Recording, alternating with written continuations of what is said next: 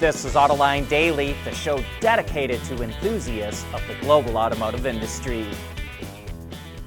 In a surprising development, the UAW tentatively agreed yesterday to a new labor contract with Ford.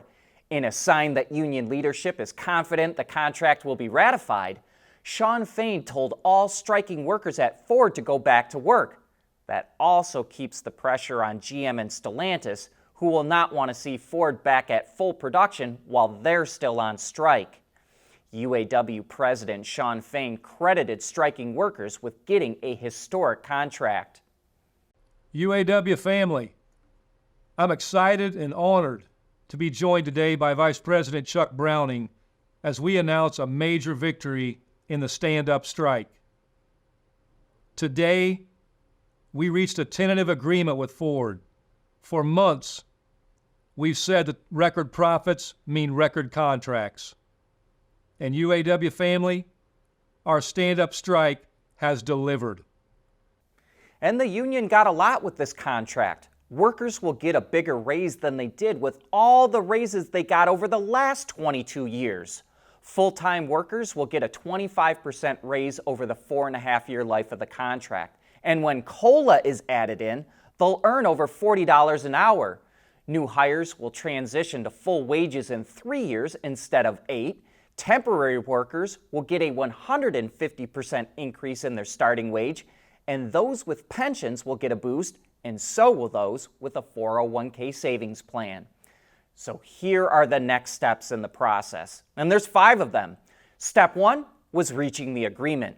Step 2 will happen this Sunday, when the UAW Ford Council meets to vote on whether the contract should be ratified. If they think it should, then in Step 3, the union will hold an unprecedented live meeting on Facebook to go over the details of the contract with members. Step 4, there will be regional meetings with local leaders. And then for Step 5, the locals will hold meetings to review and discuss the contract, then hold a vote to ratify it or not. We think it will take at least a week to go through that process. So, what will GM and Stellantis do? They will probably pretty much match what Ford agreed to, and then the union will agree to settle with them too. But it could take a few more weeks for that to happen.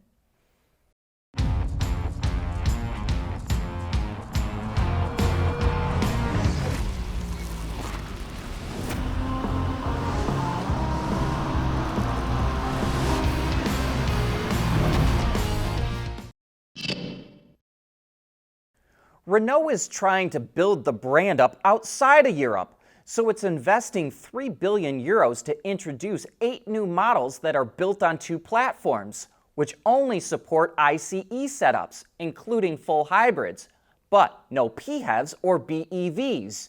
It will be up to existing Renault vehicles to fill out those segments in international markets.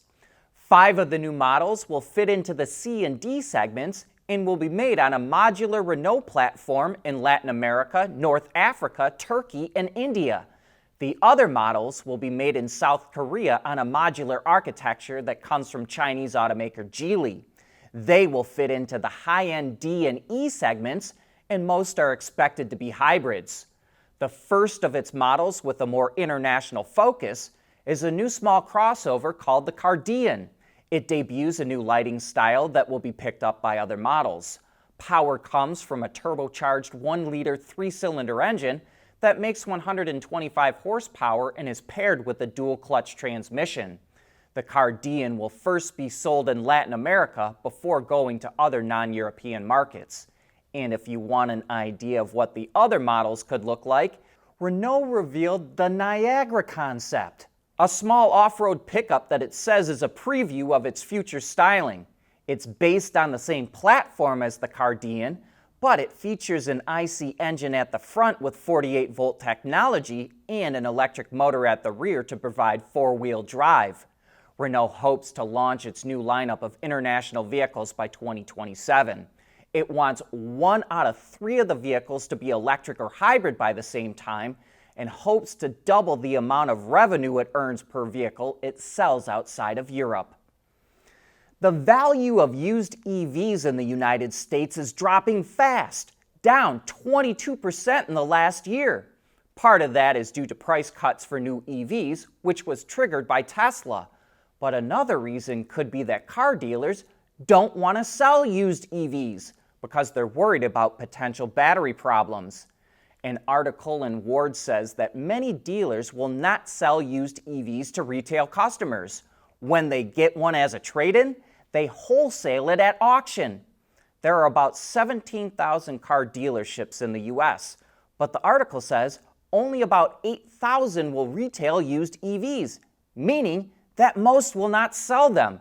And now unsold used EVs are starting to pile up in parking lots, which is driving down the value of those cars. That's also going to drive down the residual value of new EVs, which will drive up monthly lease payments. Last year, Stellantis ended its joint venture partnership with GAC in China, but now the automaker is jumping back into the market and announced it's investing 1.5 billion euros to take a nearly 20% stake in EV maker Leapmotor. Stellantis will gain access to Leapmotor's EV technology to help it meet EV targets in China. The two companies will also establish a new joint venture called Leapmotor International that will give Stellantis exclusive rights to export, sell, and manufacture Leapmotor vehicles outside of China, starting with Europe. BMW is already doing a good job of selling electric vehicles, and here's another reason it could keep that going. It started producing some of the first battery samples of its new cylindrical cells at a new plant in Germany. These are still only test versions, but they're helping to ramp up to scale production.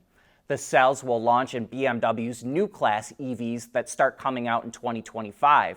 They're 46 series cells, which is the same size around as Tesla's new batteries, but they're taller at 95 and 120 millimeters compared to 80 for Tesla.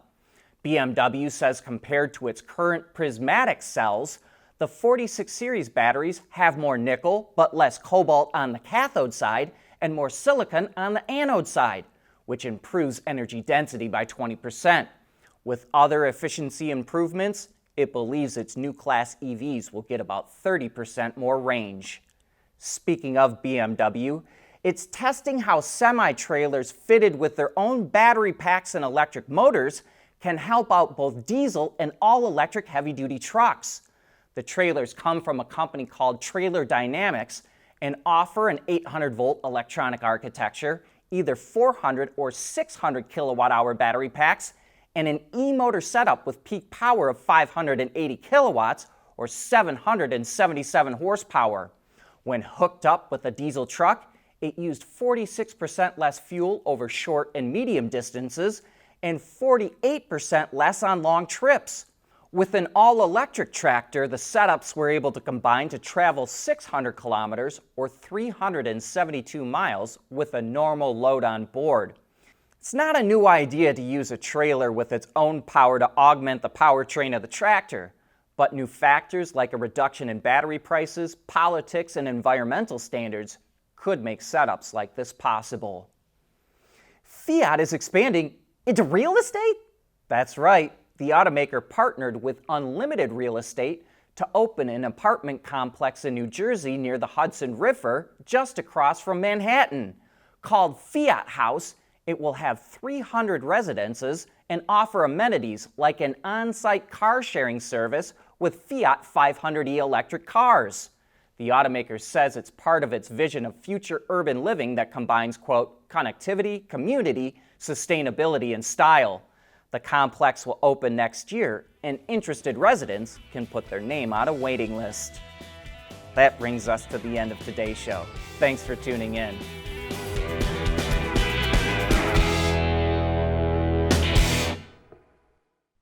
Autoline Daily is brought to you by Bridgestone, solutions for your journey. Intrepid Control Systems, over-the-air engineering, boost your game. And by Scheffler, we pioneer motion. We want to know what drives your testing. OTA, connected car, diagnostics, remote testing. Intrepid Control Systems is here to help you work from anywhere. Intrepid Control Systems, driven by your data. At Schaeffler, we pioneer motion. Electrifying mobility, manufacturing smarter, reducing CO2 emissions, making energy production clean. Schaeffler pioneers motion to advance how the world moves.